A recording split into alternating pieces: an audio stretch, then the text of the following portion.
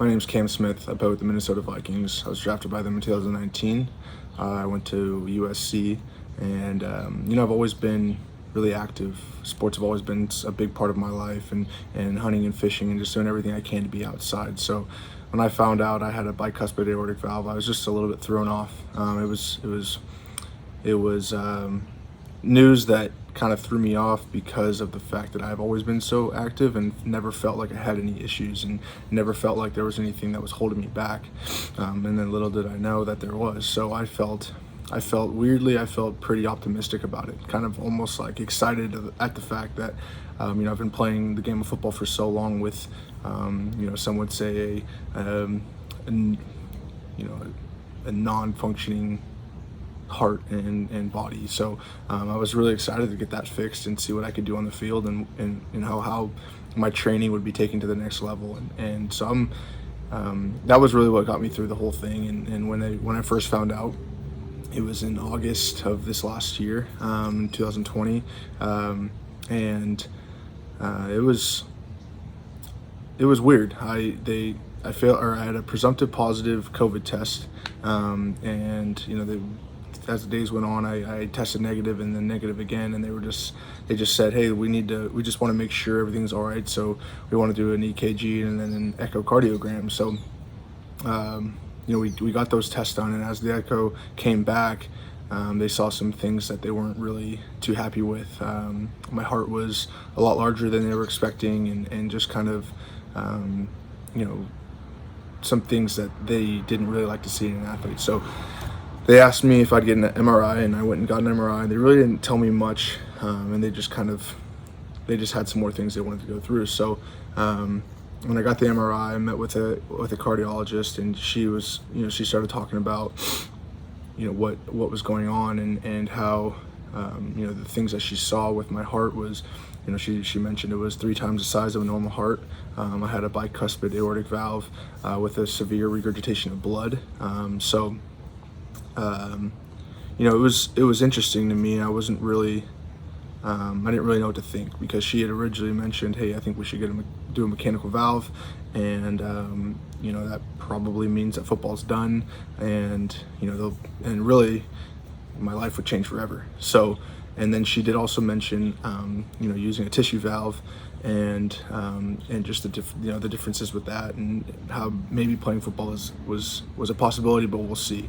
And so as I went throughout the process, a former player who had the same surgery done as I have, and a lot of other people, he called me up, and he gave me a surgeon out in Philadelphia, and I got on the phone with him, and he sounded a lot more interested in my interests and passions in my life, and how he was going to fix me, and for the fact that I could be able to do those things that I still love to do, because I'm 23 years old. I'm still young, and I'm active, and I want to be able to live my life like a normal person.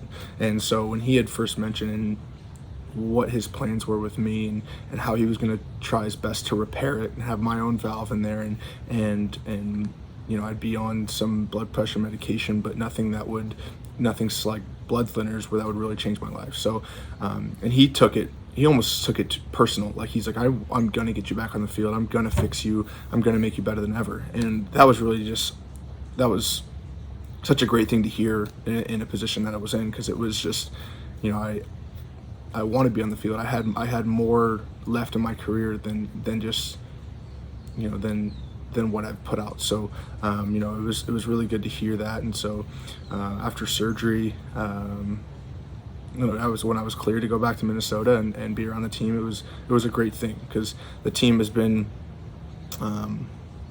great with me, from the top to the bottom.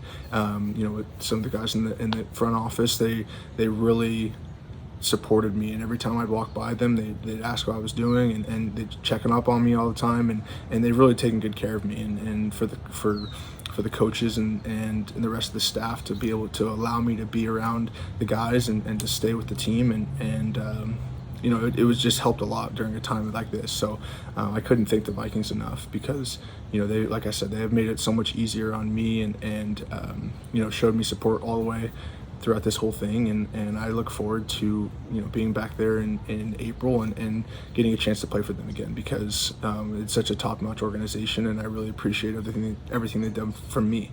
Um, so so far, recovery has been, and sometimes I feel like it's almost hard to say it because it's been so easy. I've just kept a really, really positive mindset, and I've just looked to my friends and family for support and to keep me level, and just focus on taking it one step at a time. And I think that's what's really helped me out, because it's a daunting task, and it's scary, and you never know what's going to happen, because there's not a lot of people, especially as athletes, going through this. So and I just focus on taking one step at a time, and it's been really great, because it's allowed me to kind of start from scratch, and to get my body hopefully better than ever, because it's I feel fixed. And I have that thought in the back of my mind that I'm better than ever. It's a new me, essentially. So every day with the recovery process now has just been to try and build my body back. And I think I really am so fortunate to say that I didn't face a lot of setbacks or a lot of tough times. It was just kind of after about the third day in the hospital, and I was ready to get out and start moving around again. It was like I'm just thankful for the fact that my surgeon did a great job, and God has watched over me, and he's made this whole process a lot easier than I could have ever imagined. So I'm focused on right now is getting my body back into football shape, and be ready to go. Hopefully we have OTAs, and I can be there in late April and start playing football again. So I'm excited about that, and that's really what's driving me and motivating me, and as well as everyone else is going through this right now, and or has gone through it, or knows people that are going through it. This having open heart surgery is never never easy to deal with. It's a lot of it has to do with the phrase open heart surgery. It's right there. It just puts a mental note in your head, like, this is going to be a real, it's crazy. I could never imagine me going through this, and I just want to motivate and inspire other people that this is just a bump in the road, and it doesn't mean you have to stop your life. It doesn't mean you have to you can't do anything the same as you used to. I believe that it makes you a better person, a stronger person. And so that's kind of really what I'm trying to do throughout this process, is just motivate and inspire others.